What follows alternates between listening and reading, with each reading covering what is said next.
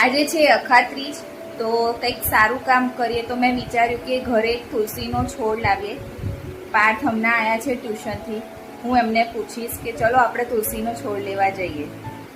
પાર્થ બહુ જ થાકેલા હતા એટલે પછી એમને ના પાડી. પછી મેં વિચાર્યું ચલો કંઈક ગળ્યું બનાવીએ, તો મેં શીરો બનાવવાની શરૂઆત કરી. મને ઘઉંના ઝીણા લોટનો શીરો બહુ જ ભાવે.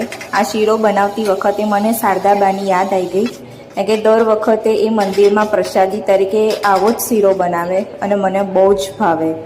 આખી ડીશ ભરીને બનાવેલો હોય એ બધો હું જ ખાઈ જાઉં. એ મારા કરતાં પણ બહુ જ સરસ બનાવે છે અને એમના હાથનો શીરો મને બહુ જ ભાવે. શીરો બસ હવે બની જ ગયો છે. હવે હું બધાને પૂછીશ કે ટેસ્ટમાં કેવો લાગ્યો.